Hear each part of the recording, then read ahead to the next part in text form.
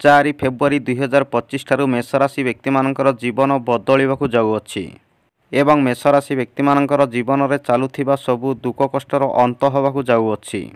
ଆଉ ପୁଣି ଥରେ ମେଷରାଶି ବ୍ୟକ୍ତିମାନଙ୍କର ଜୀବନରେ ପୁନର୍ବାର ଖୁସି ଫେରିବାକୁ ଯାଉଅଛି। କାହିଁକି ନା 4 ଫେବୃଆରୀ 2025କୁ ଦେବଗୁରୁ ବୃହସ୍ପତି ବକ୍ରିରୁ ମାର୍ଗୀ ହେବାକୁ ଯାଉଛନ୍ତି।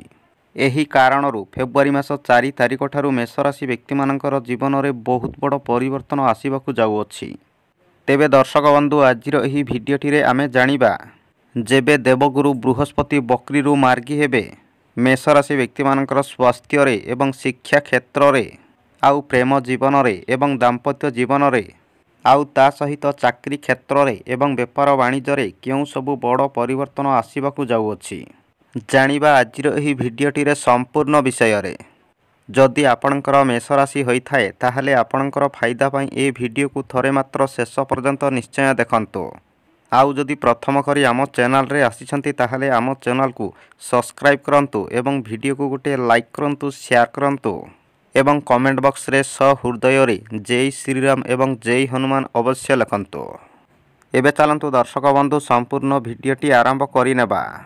ମେଷ ରାଶିର ବ୍ୟକ୍ତିମାନେ ଏବେ ଧ୍ୟାନ ଦେଇକି ଶୁଣନ୍ତୁ।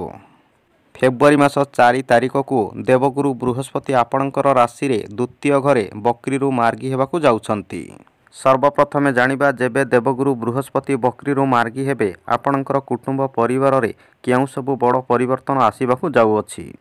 ଦେଖନ୍ତୁ, ଆପଣଙ୍କର କୁଟୁମ୍ବ ପରିବାରର କଥା କହିବାକୁ ଗଲେ, ଫେବୃଆରୀ ମାସ 4 ତାରିଖ ଠାରୁ ଆପଣଙ୍କର କୁଟୁମ୍ବ ପରିବାରରେ ବହୁତ ଭଲ ସୁଖ ଶାନ୍ତି ଲାଗି ରହିବ ଏବଂ ଯେଉଁ ବ୍ୟକ୍ତିମାନଙ୍କର କୁଟୁମ୍ବ ପରିବାରରେ କଳି ଝଗଡ଼ା ସମସ୍ୟା ଲାଗି ରହିଅଛି, ସେ ବ୍ୟକ୍ତିମାନଙ୍କର କୁଟୁମ୍ବ ପରିବାରରେ ଲାଗି ରହିଥିବା ସବୁ ଦୁଃଖ କଷ୍ଟ ମଧ୍ୟ ଦୂର ହେବାକୁ ଯାଉଅଛି ଏବଂ ଦେବଗୁରୁ ବୃହସ୍ପତିଙ୍କର କୃପା ଦୃଷ୍ଟିରୁ ଆପଣଙ୍କର କୁଟୁମ୍ବ ପରିବାରର ସୁଖ ଶାନ୍ତି ପାଇଁ ଆପଣମାନେ ମାଙ୍ଗଳିକ କାର୍ଯ୍ୟ ଏବଂ କିଛି ଶୁଭ କାର୍ଯ୍ୟ ମଧ୍ୟ କରିପାରନ୍ତି।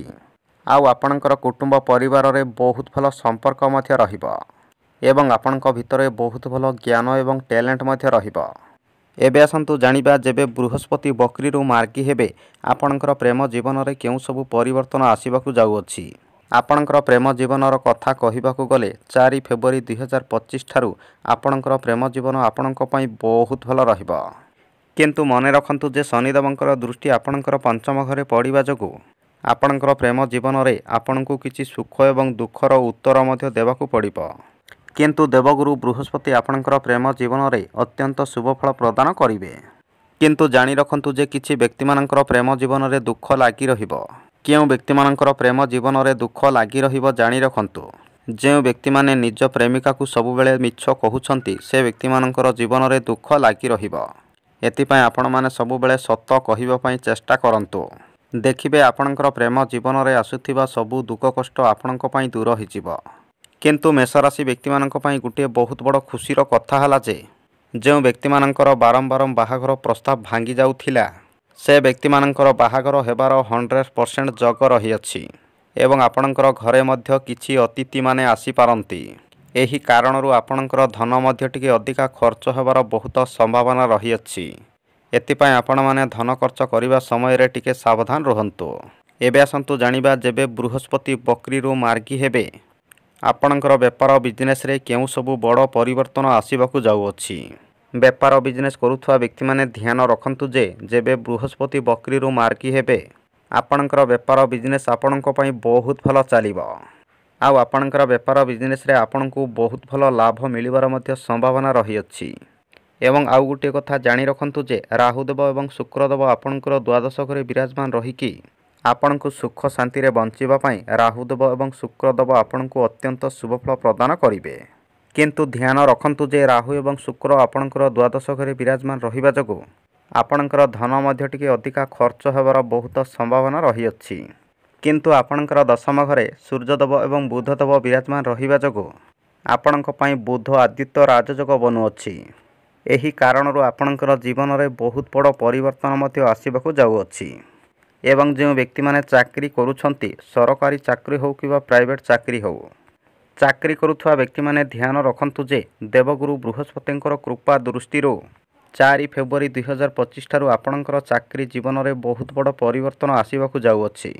आउ ता सहित बुध आदित्य राजयोग बनिबा जोगु आपणकर चाकरी क्षेत्र में आपणको अनेक गुड़ाई खुशी खबर मिलिबार मध्य संभावना रही अछि एवं आपणकर चाकरी जीवन में बहुत बड़ परिवर्तन आसीबा जोगु आपणकर आर्थिक क्षेत्र में मध्य सुधार देखाजिब।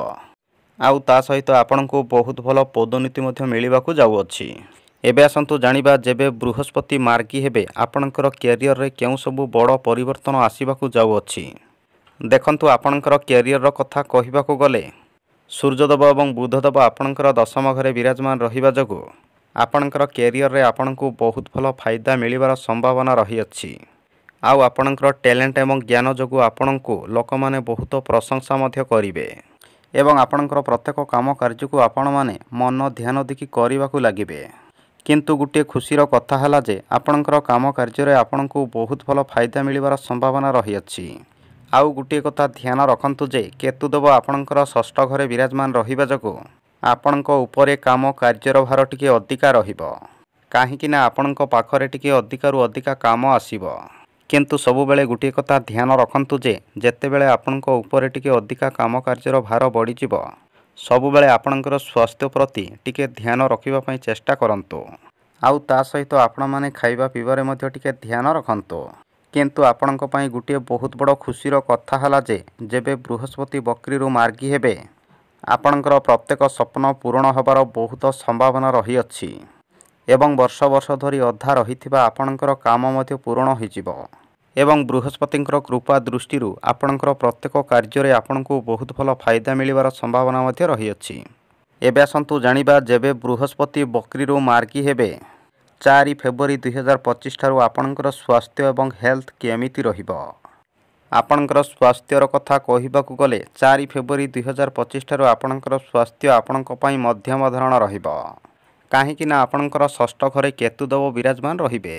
एही कारणरू दिने दिने आपणकर स्वास्थ्य प्रति छोट मोट समस्या मध्य लागी रहिबो।